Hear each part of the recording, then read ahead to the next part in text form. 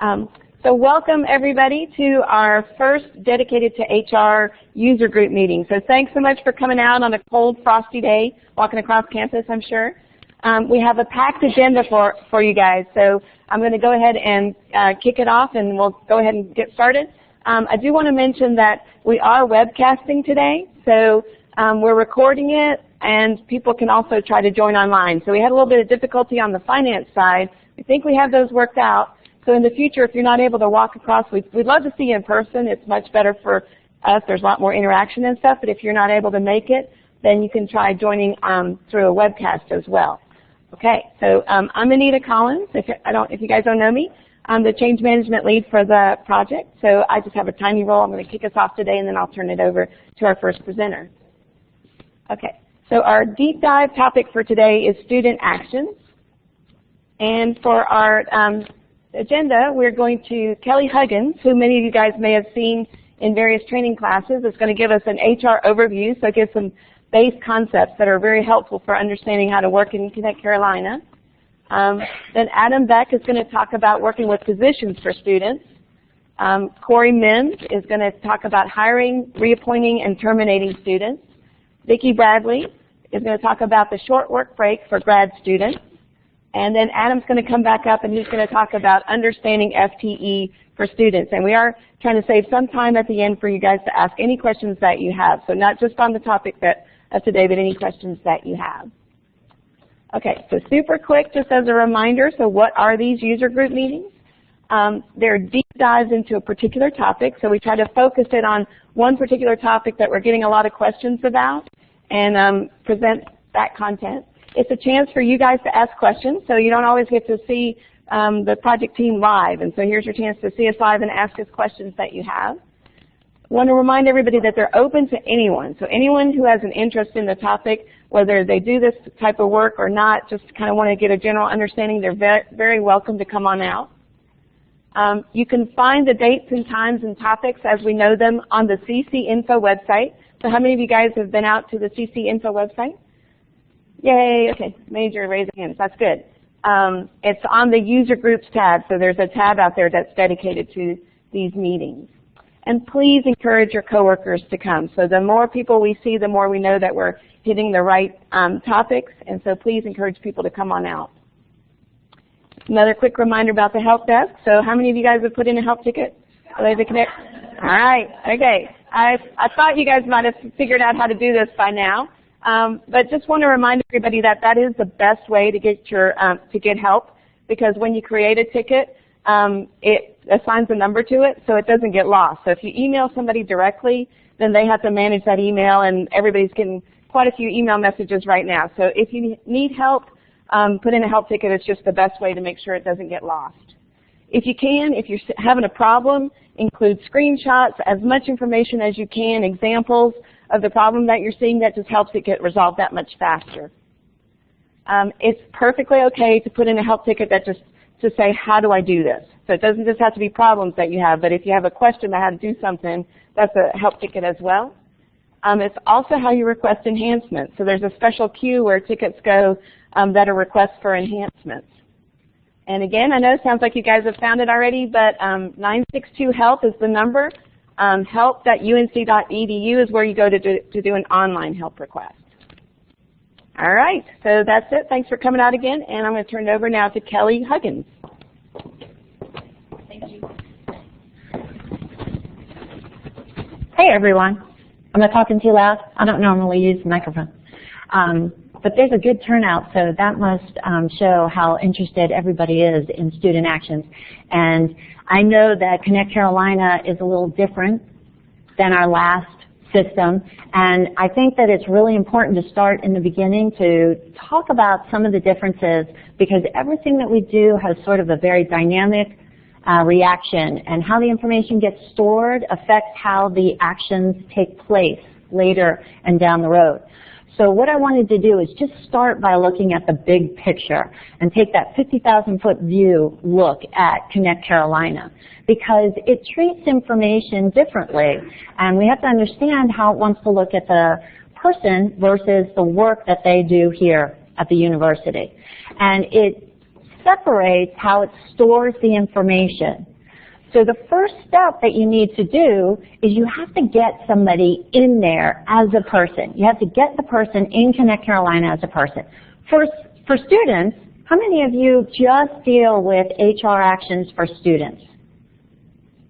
Okay, how many deal with HR actions for more, for employees and faculty? So there's a lot of different groups here, and it's treated, and it's a little different, the access that you have in the system. So those people who are just dealing with students, your person's already in the system. They have a PID, and that's great. That's step one. The second thing how many people hire students that don't go to UNC? I know it doesn't happen often, but it does. So they still have to get in the system, right? They still have to get a PID, and then you would have to utilize the background check office to make sure that they're in the system. We can't do that on campus. They have to own that pot of information. They have to get them in the system when they do their checks, and that's when they get the PID. The second step for Connect Carolina is to talk about how it stores the information about work that people do here. There are three key concepts that Connect Carolina uses to organize its information: job code, position, and job data record. Job code and position, the information will feed into a person's job record. Now I want to look at these in detail. Your job code is the exact same thing that y'all have been using in the past, job classifications. So you're going to have student assistant, other student assistant, you're going to have your graduate teaching assistant, your graduate research assistant. That's the exact same. No change there. So that's the easy part. But Connect Carolina also stores information about a position. And that's a particular job in a particular department. This information, when it's first put in the system as a position, doesn't associate with a person. It's like a chair. You can describe all the attributes of a chair, whether somebody's sitting in it or not, right? Whether it's in use or not, the attributes of the chair don't change. And that's the same as the position. You're going to describe the position, whether somebody's filling it or not. And the advantage is that these departments can keep these positions in their system, and your student comes in, they work, and then that student, their end date comes and they get out, and it just stays open until you pop another student in there. What kind of information is stored under the position? That's going to be which department the job is done for, what location, the FTEs associated with that work, the funding sources. So here's some of the absolutes. I like dealing with absolutes, right? Everybody has a job code. All students, SPA, EPA, employees, faculty, it really doesn't make a difference. Everybody's got a job code. Positions, all of your SPA students are going to have a position. We don't really recommend that you assign position numbers for EPA students. However, that decision was put out there to the departments, and they got to pick whether they wanted to use position management or not. So if you do come across that, or if you work in a department, does anybody here work in a department that assigns position numbers for their EPA students? No? That's good. That just shows that it's done infrequently, but you might still come across it because it does happen every once in a blue moon. So all SPA students are going to have a position number, but not all your EPAs. The third term was the job record. We said that your person information and your job information, your position information will feed down into your job record. I think of this might be dating me, but your personnel history file. Do we call it that anymore? So it's very specific to a person, and their work experience here. So it would be about your student, Joe Smith. He is an SPA student assistant, and he works in the chemistry department. Or you might have one out there for Jane Doe. She is a graduate research assistant, and she's in a department over in arts and sciences. Unique to the person, and it specifies information about how much they make when they're in that job, when did they start, when did they end, any kind of HR action that happens while they're in there. Everyone is going to have a job record. If you work here, you're going to have a job record. So there's another one of those absolutes. You might even have two. Students have lots of concurrent jobs, right? They do a couple hours at the student store, they might do a couple hours over at a library. So they've got two jobs that they're working at the same time, and they're going to have two job records if they're concurrent. Let's say that you're a student and you have a job and you're going to work here, and in December you stop working at the student stores, and then when you come back you're going to have another job and you're going to do some hours over at the library. How many job records would that student have? Anybody? Anybody not from the front row? You're going to have one, because you have stopped one job and you've started another. You were transferred into another job. That's one job record. So when you're in Connect Carolina, you're going to see that person's name, and you're just going to have one line of information, and usually it'll say EMPL record 0, right? And all their information will be in there. How about, though, if they come back and they continue working at the student store, and then they pick up a few more hours at the library? You'll have two, because they're concurrent. They're at the same time. So you will see that person's twice. And you'll see an EMPL record 0, an EMPL record 1, and you need to go to the right line of information to get the information about, the hourly rate for how much is that person making at the library versus how much they're making at the student store. So you can have multiple job records. So visually, just sort of putting this all together, you've got the student, Joe Smith, he's walking. You got to get him in the system first. And when you hire him, the student's already in that system, so we're good there. When you hire him or her, it creates your job record. What information's pulled into that job record is going to take, if it's an SPA student position, it's going to take that position number and pull all the attributes from that little stored information and pull it into their job record. And it's also going to use a job code, because everyone has a job code, and it's going to take all the competencies and fill in that information as well. If it's not an SPA position and you're hiring Joe Smith into an EPA student position, that's okay. You don't have a position number, but when you hire them, you'll fill in all the attributes of their work just right there at that time when you're hiring them. If you take a look at the handouts on your chair and flip it over, we've got all the job codes for students. The first 5 deal with SPA. Most people, maybe most people, are using student assistant, other student assistant if it's somebody from outside of UNC Chapel Hill, and then there are 3 that have to do with work study. 2 of them have to do, if that work study has to do with community service on or off the campus. But those top 5, nice, tight, short list, SPA. Everything else on there has to do with your EPA student positions.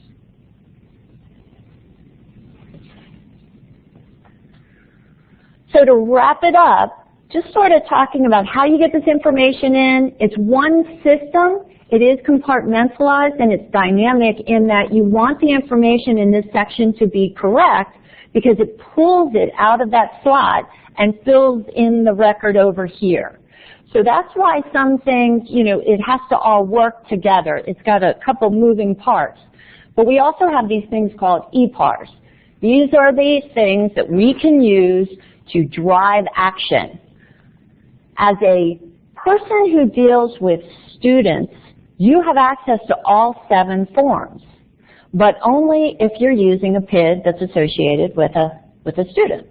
If you're somebody who maybe not only deals with students but also faculty and staff, then you have a little bit more leadway in the system because you have to deal with a larger population. But you're going to use any of those 7 EPAR forms, and the thing is the same, that they all have to go through an approval process. So the takeaway there is when you're writing it up, you're submitting it or requesting this action, and it actually won't get executed. The person won't get hired. The position won't be created. The job record isn't created for a person until your EPAR is executed. Any questions about, again, I know it's the 50,000-foot view, but it affects how everything rolls afterwards. Yeah. The question you had for us was 1 or 2. What happens to the job record when the person, so they quit job 1, went to job, quit 2 stores, went to the library? Yeah. They still have a job record, right? It's not active anymore. So that information is still in their job record. Their job record is active. So if they quit the one job. That's correct. Their job record is active. It's still job record, let's say 0, because PeopleSoft likes to start with 0. That information is just page 2. And page 1, the current information is that they're at the libraries. So it's still in it. Think of a physical folder. You would still open up the folder, and there's still a page of information when he worked at the student stores. It's just that you've got a more current piece of paper where he's working at the libraries. But it's still housed together in that same employee personnel file, if you will, because he's only working one job at a time. So you're keeping all that information in the same folder. He gets transferred from one job to another. Only if he's got 2 concurrent jobs. You're going to have 2 folders. And then when he quits the second job, and he stays on the first job, you'll always have the 2 job records. That's correct. You can't ever really delete anything in PeopleSoft. How many people in the room use Infoport? Yeah. Because that's where you're going to see a lot of this information too. Yes. Yes, ma'am. I'm sorry.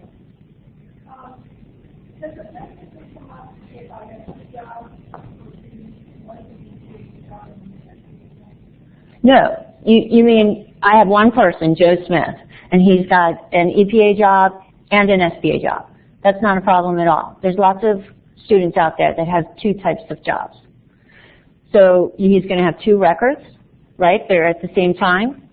And the EPA job will probably most likely be the primary job, because there's got to be a primary job designated and then a secondary job.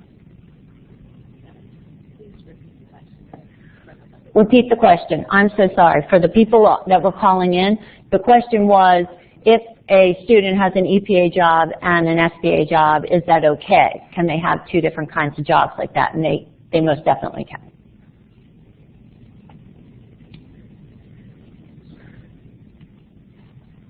Any other questions? All right. I'm going to bring up Adam Beck, and he's going to talk to you more specifically about positions. Okay, just a few notes about using positions here. And as we said before, we're going to be mostly talking about SPA here because it's required for them, and I don't think I've yet seen an EPA student that was actually in a position. So not recommended for EPA, have to be used for SPA students, all types. And only one SPA employee can be in a position. You can't have multiple headcount, and that's due to the functionality of everybody's favorite application, TIM. So it requires a one-to-one relationship. So if a student has multiple jobs, that means they're also going to have multiple positions that are associated with them. And the student will choose which position number when they go to their TIM record to put hours in against.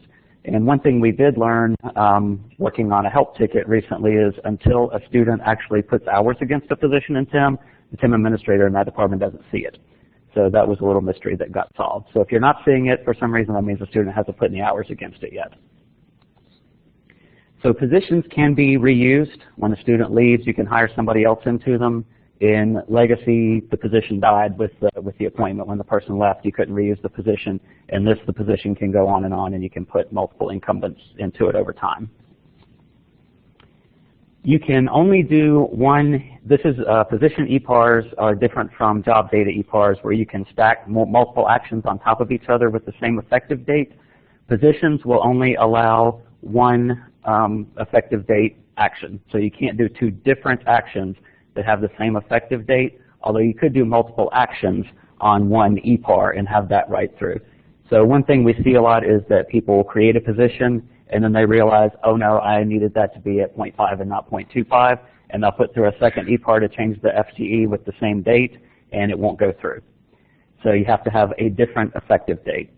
And so one thing we've seen, if you create a position, say with an effective date the same day that you're trying to hire somebody into it, and then you realize you need to change something about it like the FTE, really the easiest and quickest thing to do is just to abolish the position that's wrong and create a new one.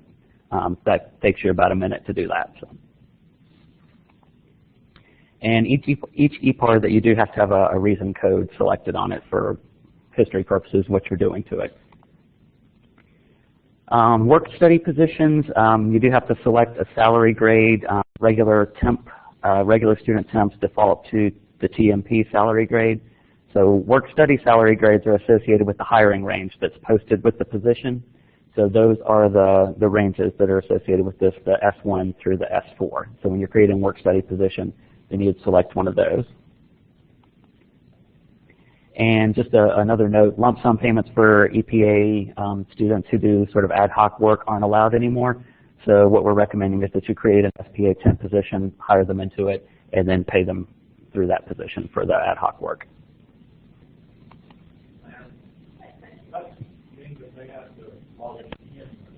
Yes. Yes. They would have to log into TIM to put the hours in for the SPA position, and they would have to actually physically report time on their SPA appointment. How do they grade on what SPA is? What? And I've never done SPA, so I'm not a TIM administrator. So if I want to hire somebody in SPA, how do I figure out who's the TIM administrator? Well, the TIM administrator, the question was how do you figure out who a TIM administrator is to work with SPA positions? Typically, each department has a designated TIM administrator who does for everyone. So it should be the same person doing everyone for a department. Sometimes, not always. So you may just have to ask around on that one. Sometimes the TIM administrator does other work not related to HR, and then sometimes it is an HR associate in the department.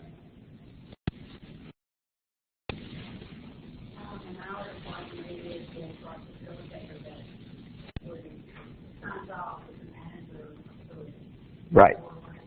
Right.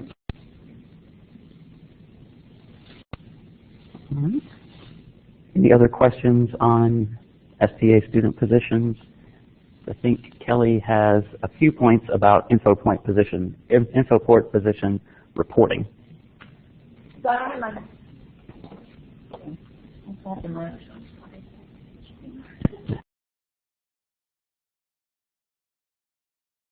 Complicating things. Just the mic situation.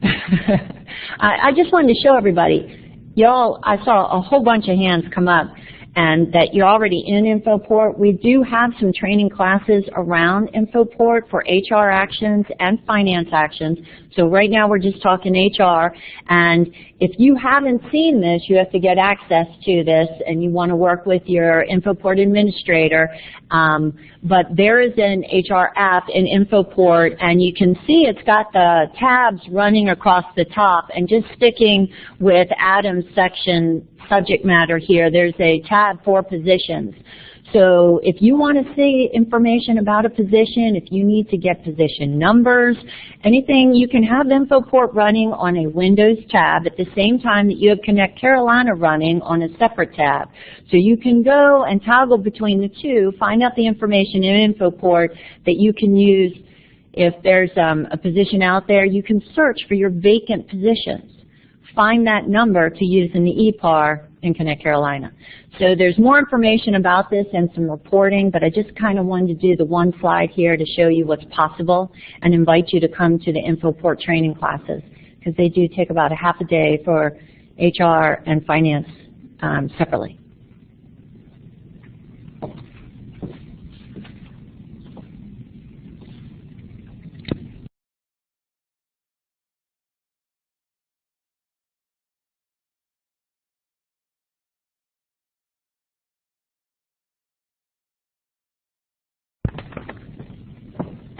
Good afternoon, everyone. Can you hear me okay? No? Is that better? Yeah? Okay.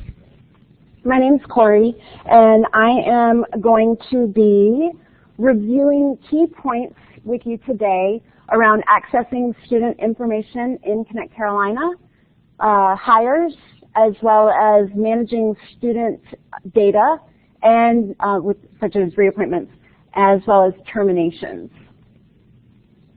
And I'm going to be doing that via demo.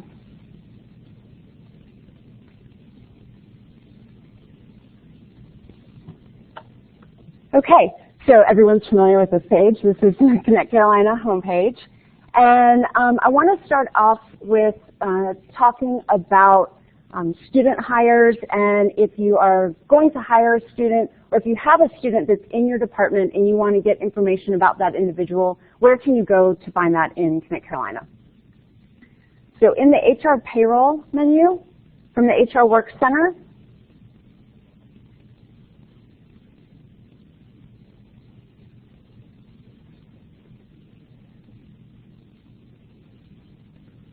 the mouse is not working well. Oh. Give me just a moment. I switched users here accidentally somehow.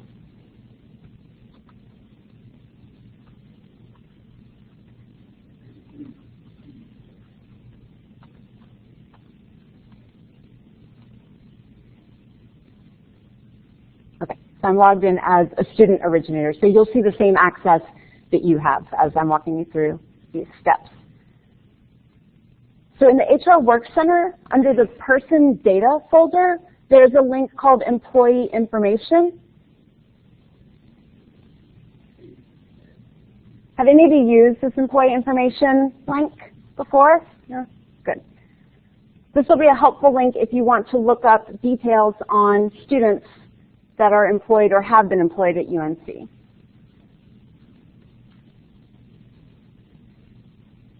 And anytime you're looking someone up, especially if you're searching for someone to hire or take some kind of action on, I always recommend using the info ID since it's a unique number, and it will ensure that you're pulling up information on the correct individual. And I'm going to minimize my menu over here. The UNC Employee Information screen will bring up any information on a student that is currently employed or has been employed. Sorry, y'all. Having some problems with my mouse. Okay. So you'll see this individual, Seth Trainwell. He has, if I scroll down, he has multiple records that show up on this screen. If we take a look at the top one, you can see information on the department that he's in, that his HR status is active, so it would say either active or inactive. That his payroll status is active. That would show either active or terminated, depending on his status. You also have information on whether the individual is a temp or regular employee, if they're full-time, part-time, their job code, their EMPL record. So Kelly talked about the job record, EMPL records. Those terms are interchangeable. So you can see the EMPL record, the FTE, and whether the job is indicated as primary or secondary. So if I scroll down, you'll see he has a second EMPL record that is also active, and then a third EMPL record that is active as well, and this one is an SPA student. What's not on here right now is the expected job end date, and we expect to add that field to this page in the next few weeks, so you can have that information. So this is a good place to go before you're about to hire somebody or before you take some action on their existing job record. Yes?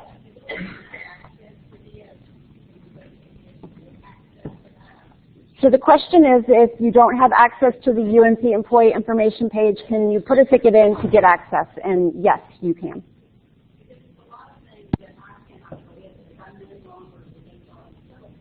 Okay.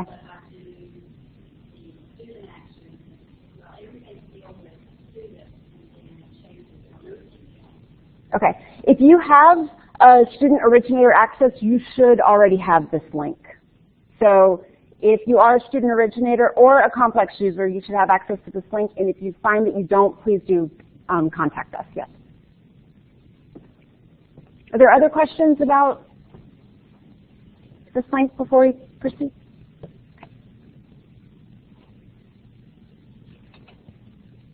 Okay, so I'm going to go back to my HR Work Center, and you probably all know about the links and the breadcrumbs up here. Click on. And now I'm going to transition and show you a few things and some points and tips about the hire form. So I'm going to start a new EPAR.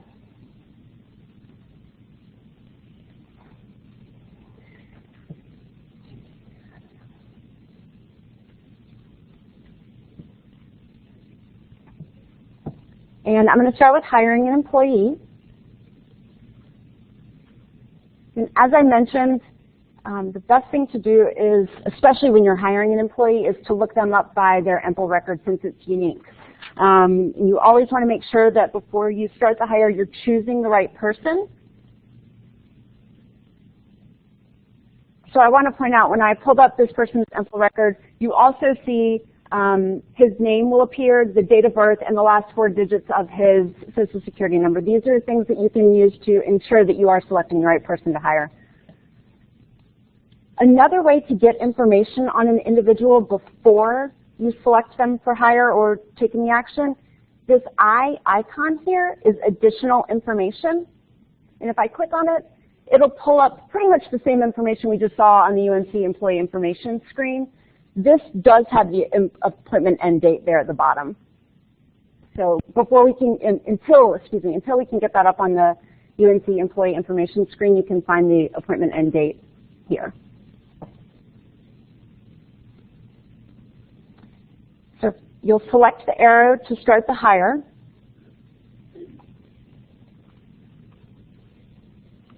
I'm going to enter in some information here.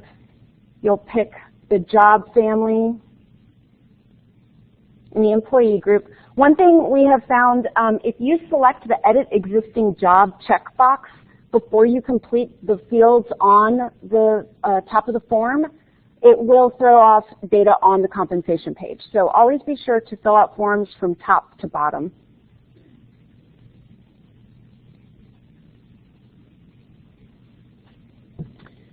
So I'll enter in the department and the job code. The expected end date. I want to mention that the expected end date follows the same logic as the termination date, in that the expected end date should always be the first day the person is no longer in payroll. So be sure to enter in the first day the person will no longer be working and not the last day they plan to work.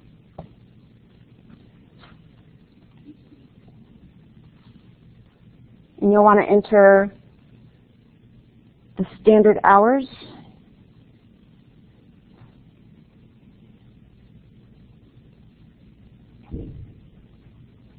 And the FTE is a fault in from that.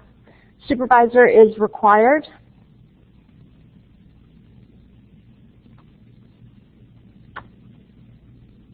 And then you have a non-compensation job box. If you do not plan to pay the individual when you're hiring them, you'd want to click the non-compensation job box. That will bypass the compensation page, and the individual's compensation will be set to 0 when the hire executes. The Edit Existing Job box down at the bottom.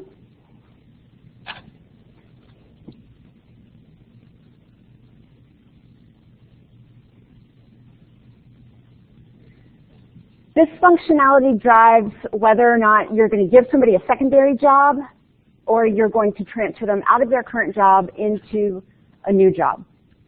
So if you do not check the Edit Existing Job box, the individual you're hiring, if they have an existing job, will receive a secondary job in your department.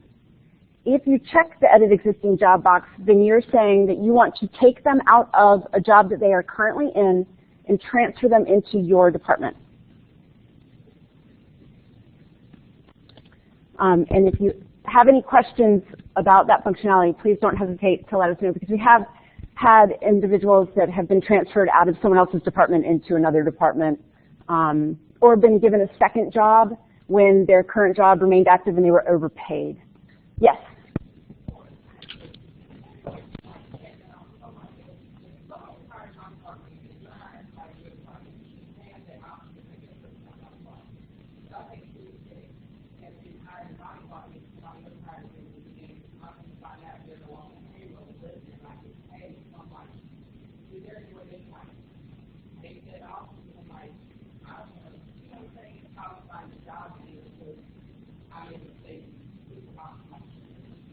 So the question is, can this be taken off to prevent departments from transferring people when they shouldn't be?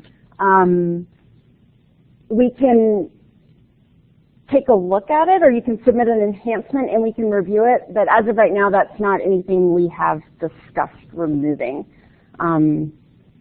So we just ask that departments be very careful and leave the box unchecked if you want to give them a secondary job, or check the box if you need to transfer them out. And this just goes to, make sure you look up information on the individual before you do anything. Make sure you reach out to other departments that they may be employed in. I mean, having open lines of communication to make sure you don't accidentally remove someone. The other thing is if it's a transfer, then someone, your student approver in your department will get an action that they have to approve. So they should be on the lookout, and if they see that their student is being transferred out of their department into another department and they know that's not correct, then they need to recycle the form back to the originator.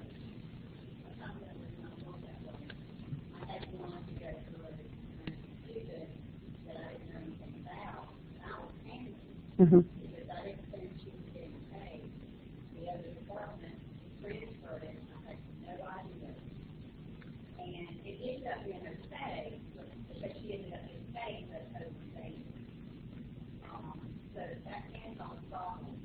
Okay, so the concern is that a student was transferred without the department that they were being transferred out of being notified.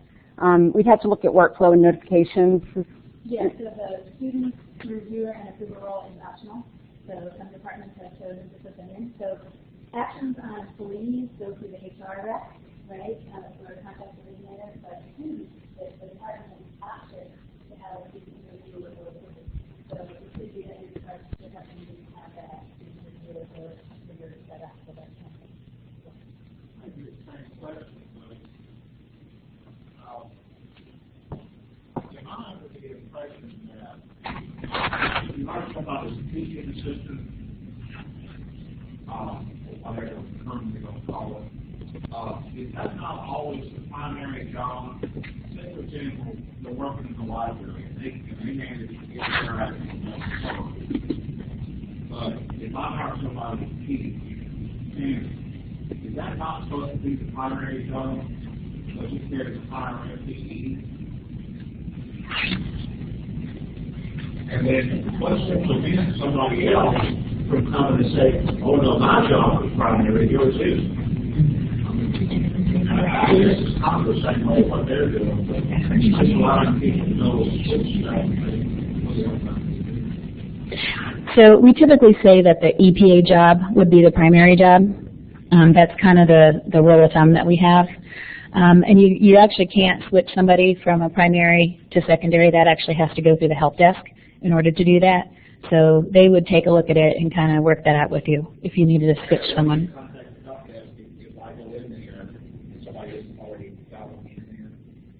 If you want to switch a job from primary to secondary, yeah, then you'd have to call the help desk. Yeah. Mm-hmm.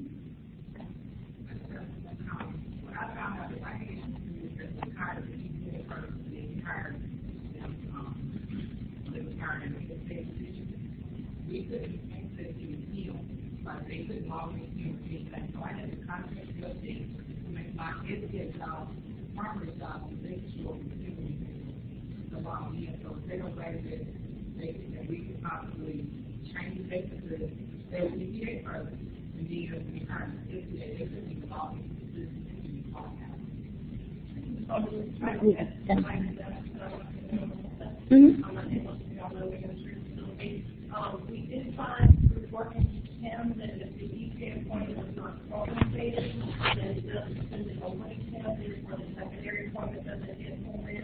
And so if it's a non-compensated job, then it's a primary appointment, that's when we have to switch in your case to send that person over. And that came from 10, about 10 to 4 through Cambridge. So I'm going to mention that when we go to the end. But we do see that in that case, the EPA appointment is already hired as primary. At least in this case, the person was a contingent worker in their primary position, and that means it was not compensated. Therefore, we wanted to be insensitive, so we did go to send that secondary job. But as I understand it, primary job information is required for number to with secondary information in the compensation. Can I ask that too? I think you're right on that. I had that problem even like the primary EPA job getting complicated, and I just submitted a help with the ticket and it was just through, but it seems, and correct me if I'm wrong, it seems like it has to be manually submitted to him, regardless of whether the primary job is not placed or not. Okay, I wasn't aware of that, but I'm glad you submitted a ticket because that's the way to make us aware of it. I didn't want to disrupt Corey's presentation, but I just did want to add one thing when I heard the question about added functionality or change in functionality. And I wanted to remind you that when you submit it, if you have a suggestion that you think something isn't working right or you'd like to see it working differently, like when we were just talking about the added existing job, if you think that you have a suggestion that you want us to consider, you can always go to the remedy system and open up a ticket, and there's an enhancements queue, and you can just put your idea there so that we can look at it. If we see a whole bunch of people suggesting the same thing, we'll take that into consideration.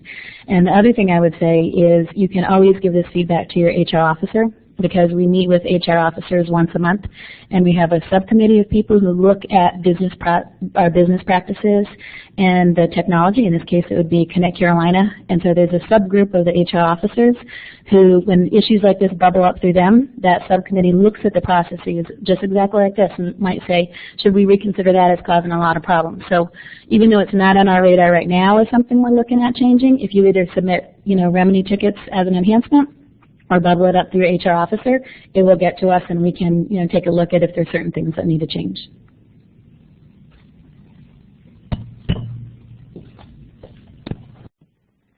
Are there questions about the edit existing job checkbox on the hire form? Okay. This is our training environment, so what you may have noticed if you've been in the system the past few weeks is we have removed the checkbox at the bottom of this screen that says the action will result in a change to the primary, secondary status of a current position. And as mentioned earlier, if there should be a change to which job is primary or secondary, please submit a help ticket or call the help desk.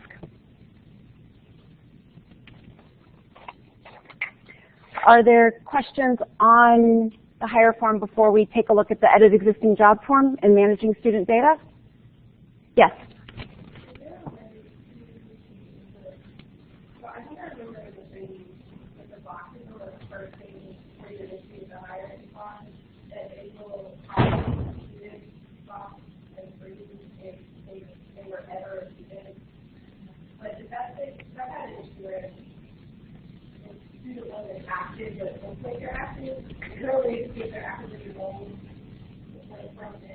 Not from this form. So the question is relating to the green student box when you search for someone to hire. That green student box just means that they've either been a student here, are a student here, or maybe they've applied to go to school here. It doesn't mean they're active or that they even attended. To find out whether or not they're an active enrolled student, is that through the registrar's office? I need some help. The home department? Okay. So then the student services manager within the home department is going to be the best resource. And I would not go, I wouldn't use that green student box to determine anything about their status.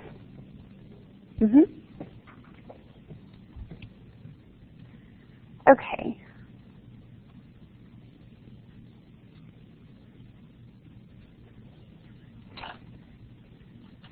So once you have a student on board and you need to manage their student data, you would use the Edit Existing Job form. So this form is used for active EPA and SPA students. Depending on if they're EPA or SPA, you can do a few different things. For EPA students, you can manage their job code, you can manage their FTE, supervisor ID, and their pay. For SPA students, you can manage their TIM approver, supervisor ID, if applicable, as well as pay. And then the big thing I want to point out on here is this is where if your student needs to continue working, you can manage their expected end date here. So this is where you would go to extend their appointment if they're SPA or reappoint them if they're EPA.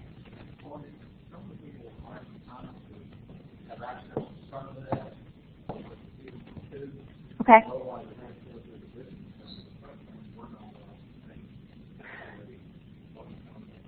Okay, so any student originator is going to have access to this form and can make updates here, but if your school or division has given you policies or rules that advise you to work through them on certain actions, then you should follow what they say. Absolutely.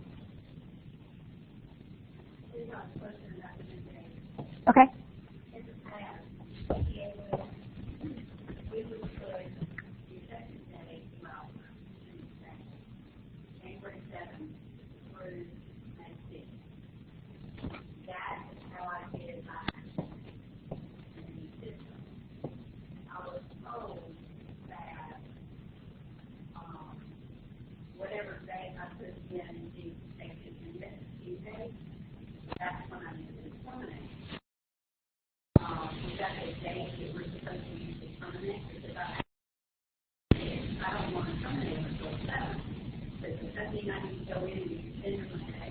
Yes.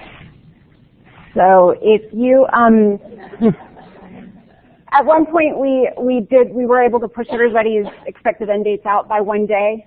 But if they've been hired or any reappointments have been done since then, and the date that was entered as the expected job end date is the day they're supposed to stop working, you would need to go into the Edit Existing Job form and reappoint them for 1 more day. Okay, so when it encumbers the personnel, it's only going to encumber for the day 4, right? I think I might let you suggest.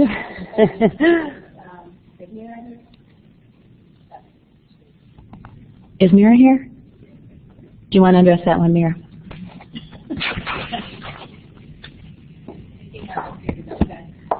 No, I just joined university like from 5th. We have a webinar. Okay. Yeah. On 15th of December, so may not give you a right answer, but if you have questions, I'll write it down. As far as that question is concerned, I understand that they stopped encumbering funds, so that will not be a problem anymore.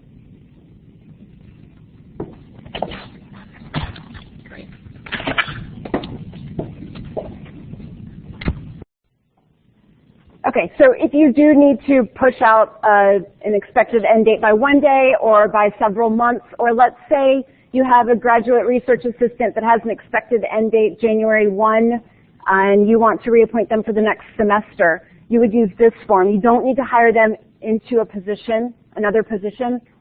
We did have some situations where people were hired into additional positions and they were paid extra. So just you can use the Edit Existing Job form to extend out an end date. One other thing, the non-compensation job box at the bottom of this page, we've just changed the wording on it to basically say something along the lines of, I do not wish to update compensation or funding for this action. You can check the box there and you'll bypass the compensation and funding page and it will retain the information there and not make any updates to it. One thing to be aware of, though, if you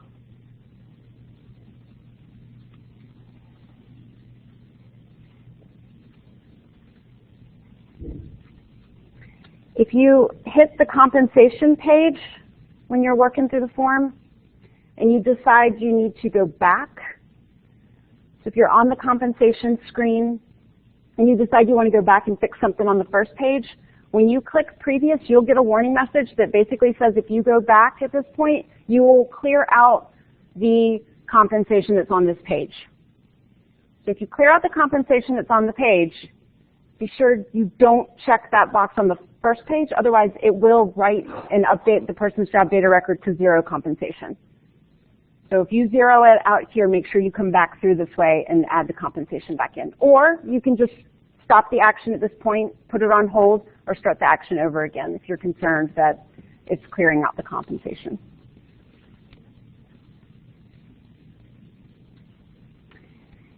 And last but not least, I wanted to talk about termination.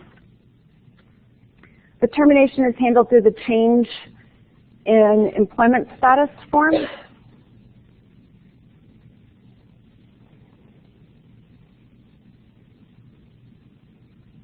Again, make sure, because access is open to all students, make sure you select the correct EMPL record to terminate. You could terminate someone else's student job, so be careful that you're picking the right record. You have some information that you can see over here, the department that they're in and their EMPL record.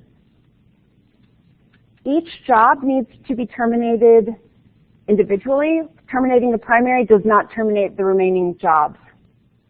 And for SPA students, they will be automatically terminated on their expected job end date, whereas EPA students, the department is responsible for terminating those individuals. If they're not terminated in a timely manner, then they will continue to be paid.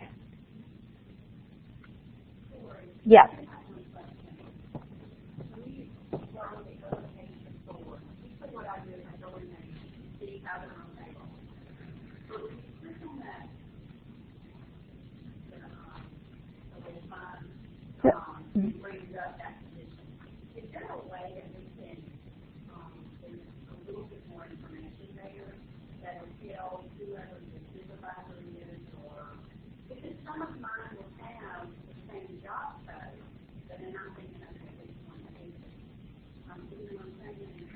I do understand what you're saying. So the question is, can the search results screen or any of the employee information screens have additional information that distinguishes between which is which? Because in some cases, you could have an individual with 2 EPA student jobs that appear the same. We can definitely take a look at what other fields we can add to the employee information screen, and there may be some information in Infoport that would be helpful. So if you haven't attended the class, I'd recommend attending the Infoport class, because there is a job and employee action report that would be helpful and pull in more information than what you can find here.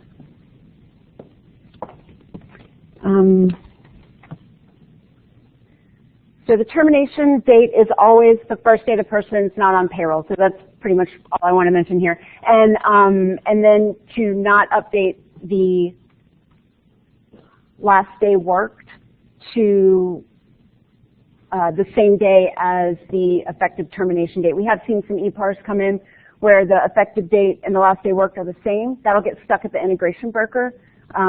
So again, the effective date for termination would be the first day the person is no longer on payroll, and the last day worked will default into the 1 day prior. Are there any questions on any of the forms or information that I provided? Yes.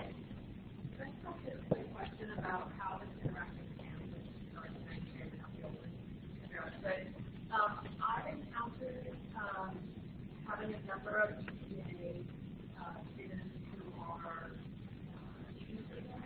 who also have secondary SBA license. And when we terminate that primary EPA job, it takes them out of the as well.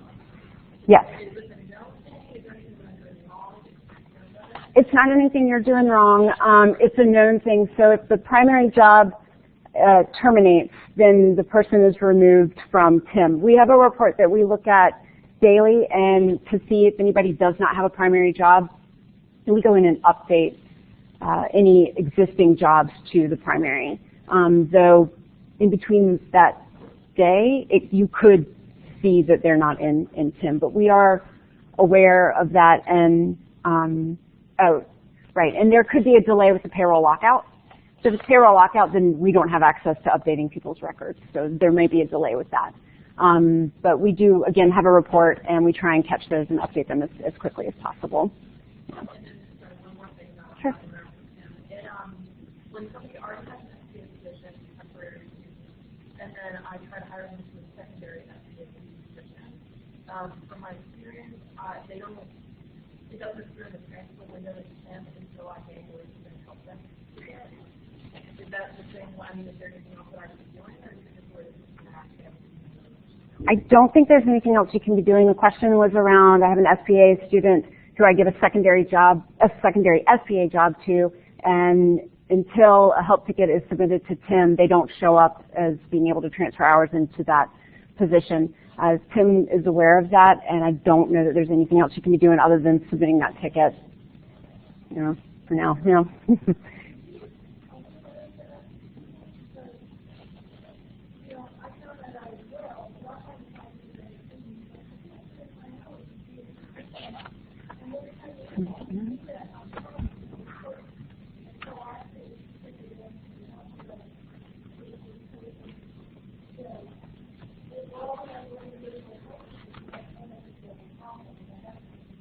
Okay, so the request was to communicate that out, so we can look at putting that in an upcoming digest. So communicate out that if you hire somebody into a secondary SPA job, that you need to reach out to submit a help ticket to Tim support. Yes.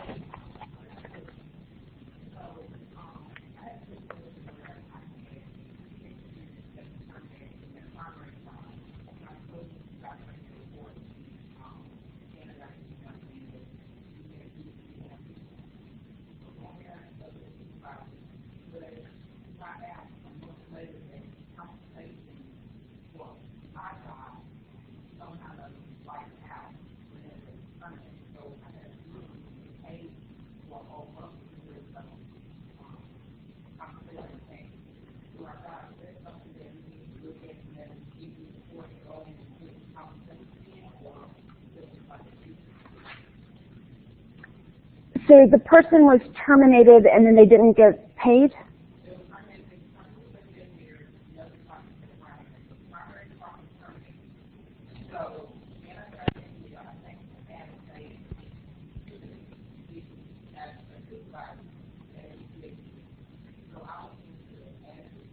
Mm-hmm.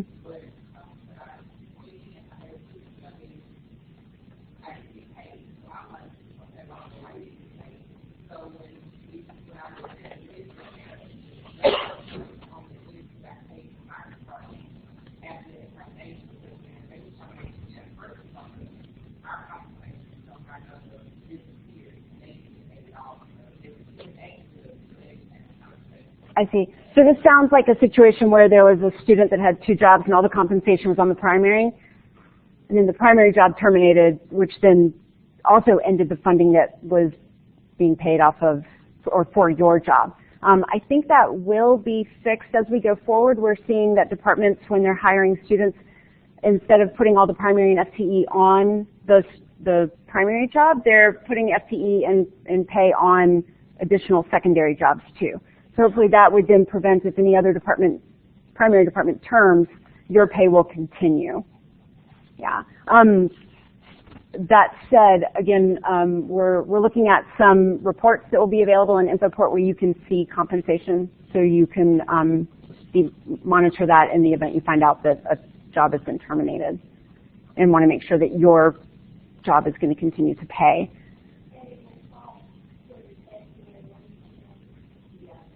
Yes. The request I just put in was to put in an additional column so you could see which part sales was paying for which job. $200 is for job, the SBA job. There's $1,000 for the EPA job. So you could see one. It wouldn't be all lumped together in the primary job. That is an enhancement that's going to be coming up.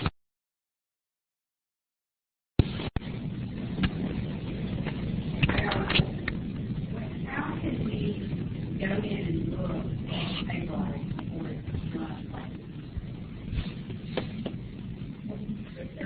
The question is, how can we go in and look at the payroll before it runs as like you used to be able to do?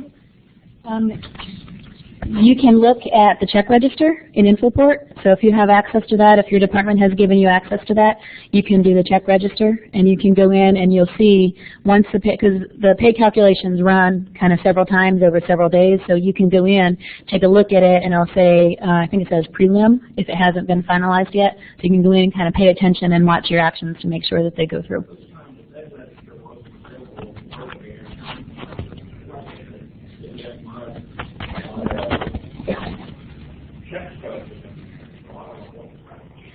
They're still ironing out that process with the check register, so it has become much more regular, but there still are occasional blips depending on the timing of, there is a whole bunch of jobs that run at different points in time, and I know every once in a while we still see where it's not quite up to date. Okay, so thank you. So I will very quickly go through my slides since we're already out of time. I did want to talk just a little bit about graduate students in particular. So the biggest point that I want to remind you is that for graduate students, you actually have to stop pay. You have to actively stop their pay. So SPA students, when you go ahead and the expected end date will terminate an SPA employee, not so with an EPA student. So you have to actually go in and take an action on them to stop their pay. So some of the challenges that we're seeing with this is getting the termination day right. Corey has already gone over several times the fact that the termination day is the next day after you're off the payroll. Your last day worked is your last day worked. Your termination day is the next day. So, and just reminding people to remember to start and stop pay correctly. And we'll go a little bit more detail of this in a minute. And just as I said, the termination day is the first day the student is no longer working. So we are working on a better way to manage this process. You know, y'all had to deal with graduate students. What happened to them at the end in December, at the end of the year, and that was the first time some departments, the way they set up the compensation, had to move their graduate students to what we call a short work break. So we are looking at how to handle that process for the summer, and you'll hear much more information after we get it all kind of finalized and we test it and make sure everything works right. But the plan, what we're planning on doing is having, for graduate students, we will look at the expected job end date, and if you have an expected job end date where a graduate student is still going to be here in the fall, then we would automatically go in and we would recognize that and say, oh, this employee is supposed to still be here, you know, way into the fall, so we wouldn't do anything with them. We would do something with them. We'd put them on a short work break for the summer so that they don't get paid. So you don't have to do it. We'll go in and have a job that automatically puts them out on a short work break. And also, if we're also looking at what date to pick and how to manage this process, but we'll also auto-terminate graduate students if they're ending in May, so you won't have to go in and terminate them. So for graduate students only, we're looking at either auto-terminating them at the end of the semester or putting them on a short work break, and then you all would go in, and after they're on short work break, if you want to bring them back or, you know, extend them into the fall, then you can bring them back and reappoint them, bring them back from the short work break. We will go into detail. We'll talk with you about dates and how we're going to manage this process. So I'm just kind of going conceptually how it's going to work. We'll have much more information to you so you know exactly how to manage the dates and manage the process. So I just want to let you know that that's something that's coming, and stay tuned. In the meantime, one of the things that we found with the short work break was there are some graduate students whose data was converted, had a little funky thing with it. So we have some graduate students where their annual salary, it actually looks like their annual salary the supplemental salary actually shows as an annual salary. So they get paid right, but if you go to try to do an action on them, it'll give an error, and we had a couple of them pop up in the December timeframe. So we're gonna, it's not a widespread problem, it's just, you know, a few, not very many, but a few of these. So we're gonna send out reports to schools and divisions and just tell you to go in and adjust that. So we'll walk you through the process of what you need to do. Again, it didn't affect pay, it just, if you go to do an action on those employees, you could have run into a problem and had to call the help desk. So it's one thing that we'll work with you on, getting that cleaned up. The other thing I just wanted to remind you is that there is the expected job end date report in Infoport. So if you're not sure, you want to kind of look across your employees and just watch their expected end date and make sure things look right, go out to Infoport and take a look at that report. It's really helpful. And I just did want to point out, as Corey had said, the expected end date is a required field for students. So remember again, you have to actively stop pay for graduate students. I also want to just remind you when you're calculating pay to consider the short work break, and we'll talk a little bit more about that later, but some departments did actually calculate the required work break into their compensation, and so if they didn't put them out on break, those students were overpaid. So I guess just the bottom line here is you really have to think about your graduate students when it comes to breaks, whether it's the winter break or the summer. You have to really look at them and make sure that their compensation is right and their termination date or short work break is correct. Another thing that we saw over the winter break was that people were going in, so they put the graduate student out on a short work break, and then instead of bringing them back, doing the return from short work break, they did a reappointment. And so that doesn't start the pay. So if you put someone out on short work break, you have to return them from short work break in order to get them back recognized by the system. You can still reappoint them and change their expected end date or do what you want, but you have to do the return from short work break. Okay? Adam? We're running longer than the Oscars here, so I'm going to be very quickly. But one additional point I did want to make about positions is to remind you that when you abolish one, make sure you use an effective date that is outside beyond the pay period in which someone last worked in it, because it causes problems on the financial side of the house if you don't. So if someone's last day was today and you needed to abolish their position, then you would use a date of March 9th or beyond, since it would be outside the pay period. So quickly for FTE, for students, you have the handout, and on the back side of it lists what the maximum recommended FTE is by job code. So FTE should be more of an average, so it shouldn't change all the time. Be going up and down, so you want to do overtime, what is this person most likely to work in general. So a person's cumulative FTE can't be more than 1.0, so if you have someone who has, like an SPA student that has jobs in multiple departments, you may find yourself having to coordinate with other departments in order to make sure they don't go over that 1.0 FTE. So by type of student, the work study office is asking for it to be set to 0.5, and I believe the system is still defaulting to 0.25 FTE when you create one. So you need to make sure you change that to 0.5 when you're actually setting up the position. The graduate school is asking that you not go over 0.25 for RAs and TAs. And the total FTE for students that are non-resident aliens can't exceed 0.5. And EPA student jobs are now required to have an FTE. As we said before, you can't just pay them with lump sums any longer.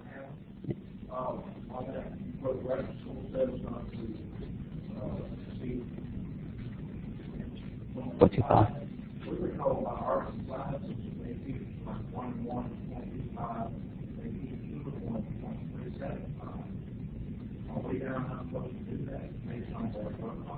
I'm wondering if that's per.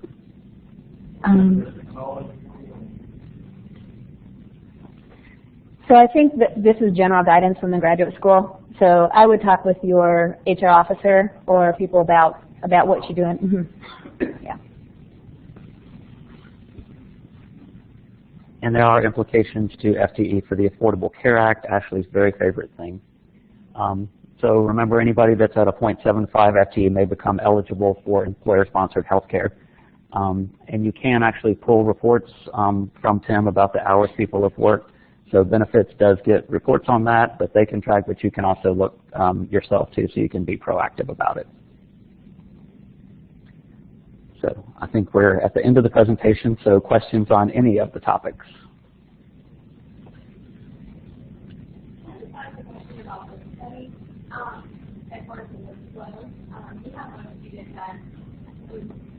Able to be hired to work for the job at the same time.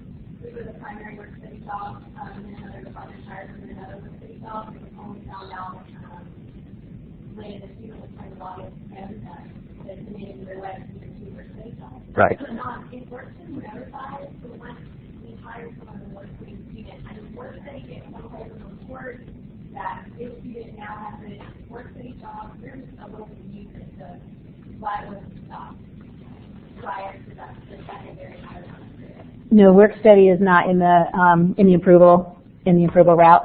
I think they felt like there were other controls in place. I know that they have another system for managing placements and things, so they decided not to be in the stop in PeopleSoft. Any other questions? Yeah. So in previous years, we've paid a lump sum for summer school students, and I've understood we're not doing lump sums for grad students any longer, and there's some sort of training module about how we're going to do the summer school payments for CA and grad students. I mean, you would just manage it through FTE, through an appointment with FTE, rather than using a lump sum. Do you have something?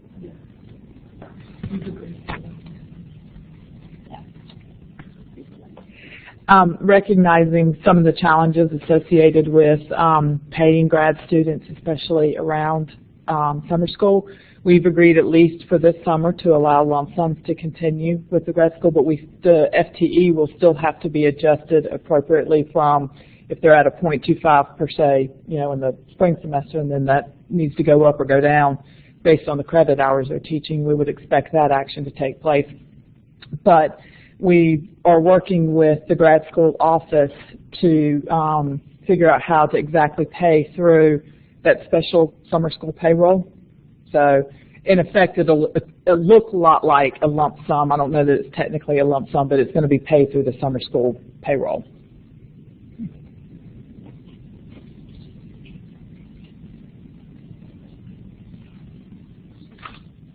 Okay, since we are well over our allotted time, we'll call it a day for now. Appreciate everybody coming out, and if you do have additional questions, please feel free to stay afterwards and ask us. Thank you very much.